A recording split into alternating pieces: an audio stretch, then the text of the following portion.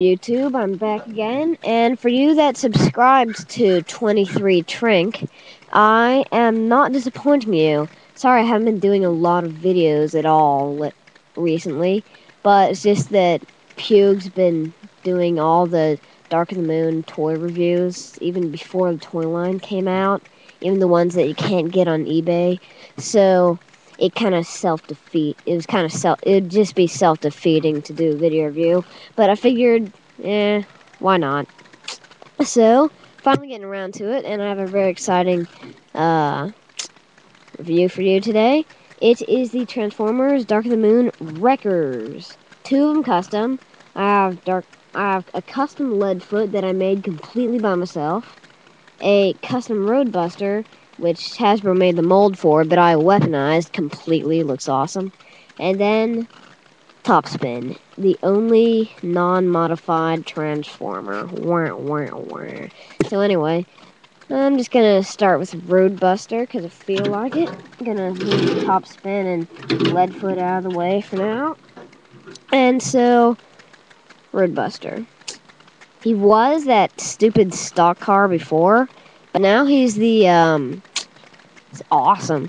I put the Gatling gun and this little piece of machinery, and I custom made the grill. I made this little stick that connects it, and that. And so I opened it up so it's more movie accurate. I put this new engine block in with the little stick things that we had before, and that little half moon circle thing that there's as well. And I I wanted to do the thing where the headlights were over on the hood over there, but I couldn't because that would just completely screw up the transformation. And so yeah, that's the only reason why I couldn't do it. I put the 3 bars on the window like he had in the movie. They're at an angle and everything. And for the side paneling, it looks very cool. It has the tube armor or whatever you want to call it, and like a fuel cell and some pipes and like lines armament. And it has the very nice NASCAR netting. It has the 88 on the top with the MechTech port right there. And I put this little engine turbine thing, whatever you want to call it, on the top, which is from a kit. And I wanted to do an entire turbine, but that'd mess up the transformation and the rockets and just everything. And who wants to do that? So, yeah, and I cut off some pieces, so yeah, I put and so the MechTech weapon, you've all seen it. It's just the little gun with the chainsaw. I think it looks better on the car, although it also looks awesome off. And the side paneling, I basically took these panels from a kit that I have. I was kit bashing something. And so I glued the panels on. I sharpied over, but then once I realized that the Sharpie was fading, I actually sorry, crow off in the distance. I'm actually video reviewing outside, as you could probably tell. And so, once I realized it was fading, I put a thin sheet of hot glue on. But the only downside is that even before I put the hot glue on, it completely screwed up the MechTech parts. So now these are just kind of sad remnants of what had been before it got awesomized.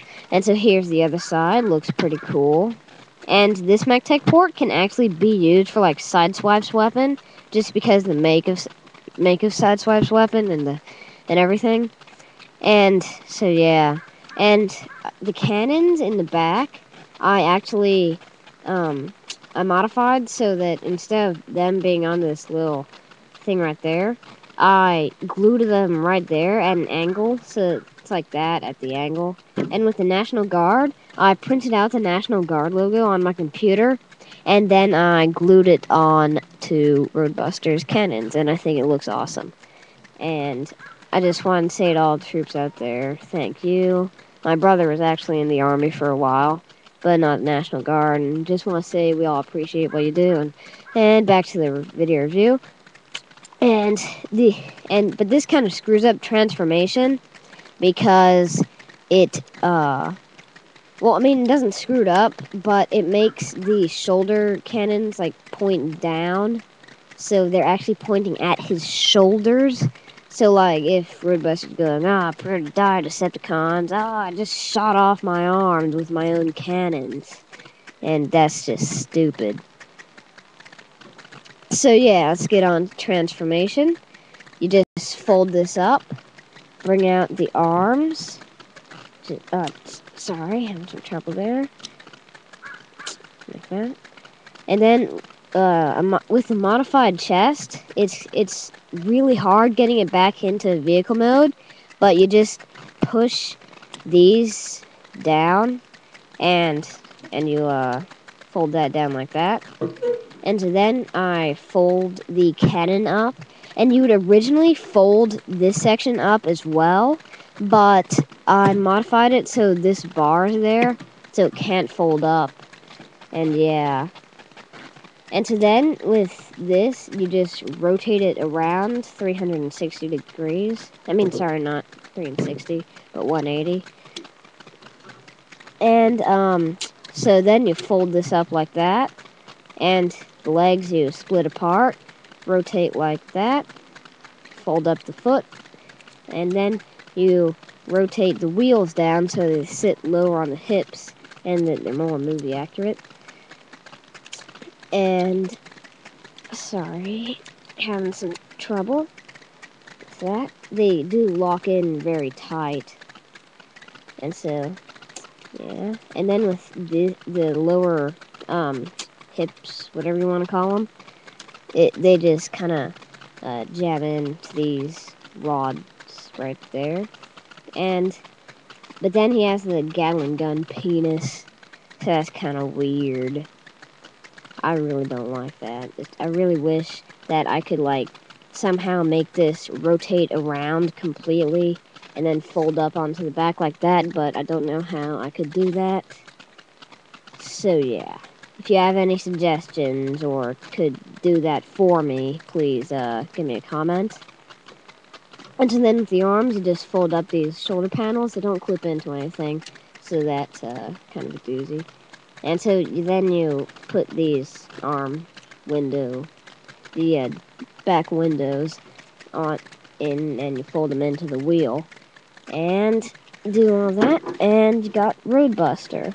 And you're originally supposed to fold the wheels in, but it's more movie accurate if you just leave them out like they were in car mode. So that's what I like to do. Yeah. And you can really see what I mean with the shoulder cannons. They just like shoot right at the shoulders. That's just so stupid. And yeah, I really like the chest. Very accurate with the fan and the little doodad cannon crankshaft. I don't know what you'd call it. And then these two little shock absorber springs right there. And codpiece looks very nice. And then the arms are relatively detailed, not with paint, but with the mold. It's very nice. And you can really see what I mean by the shoulder panels. It really just kind of, it doesn't really screw with the articulation, but it screws with the movie accurateness. But I really do think that it's just, it's worth it, since in vehicle mode it just looked like crap before. And so for by the way, since he's so back heavy, you have to lean him forward. And so that's also a problem with the head, because the mullet, the head kind of leans forward a bit, and you can't really push it back unless you want to take off his head, and who wants to do that? And he has a very nice little visor with the baseball cap and the jaw out forward a bit. And now on to articulation. Head rotates, goes up and down, like I said, more down than up. Arms rotate, go in and out, up and down. And then the elbows, this one's kind of stiff, but they do bend complete 90 degrees, so that's nice. Sorry, just coughing. Sorry if you got deafened by that from the microphone. And with the legs, they go in and out, up and down. They bend at the knee. But like I said, this back part really limits the articulation like that. So if I want to get a full knee bend, I have to put it out like that and have them in some kind of pose. I can't just have them random knee bend. But then again, why would I have them random knee bend? So it's not that big of a drawback. I also really like this panel here. And so back to articulation, he rotates here at the upper thigh and also here at the knee. And so that's very cool. And he also has the foot articulation. And also, like I said, you can't really put the chainsaw in anywhere except for his hands. But the hands are just very unstable with it. And it's good in the gun mode, but who hand holds a chainsaw if you're a transformer? If you're a transformer, then you have it like built into your arm or something, obviously. So yeah.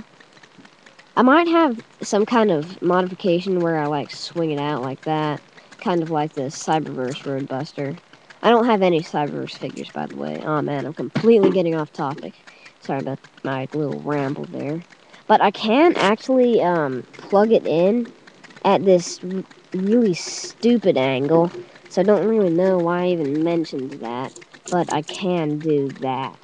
So this is a usable MacTech port, but only for certain kinds of MacTech weapons. So yeah, that's Roadbuster, and hope you all liked that part of the review. Now on to Leadfoot. And he's very cool. He's obviously a custom figure. He is made out of Revenge of the Fallen Jolt. Don't know if you could tell that or not, but he is. And so I armored the front. It's kind of a hodgepodge, and I actually did put a little black and red target symbol. Sorry, I didn't have any white paint, so I just did it in Sharpie with black. And so yeah, it's really hard to see on the video camera. I don't know if you can even see it at all, but in real life you can see it. So yeah. And with the grill, I painted the top one red and the bottom and the bottom one black, since the NASCAR cars have only one grill section instead of two. And I painted the headlights so that they have the NASCAR style headlights instead of just random silver slashes. And so I put the two jets, which are made out of Scorponok's claws, colored black. And I painted, and I sharpied in this entire side, and on that entire side as well, and left this all red. And well, I custom painted it red, and then put those two little lines like they had in the movie. And then the arm panels, that was also from a kit that I had. It was a Ferrari 599 not GTO, but Fiorino 599 Fiorino GT, something like that. And so I just picked up some random pieces that I had and threw them together, and voila, an arm piece. And I got Voyager Blackout's missile launcher pods on the side. And before I do more glue gun and pieces customs with the saw, I actually was very orderly and dismantled the figures and put them back together and so this is actually I believe a piece of Scorponok, where it's like a spring and then some kind of metal rod that I had, and so I just glued that right there. Then I painted the roof and actually made this cool little gun, which is made out of one of Blackout's turbines, two side pieces from first movie Optimus Prime, and then two pieces of Scorponok's claws, the back claws, and then a bone crusher wheel, which elevates it, and I think it looks really cool. And then I put a gear peg from Scorponok on the front,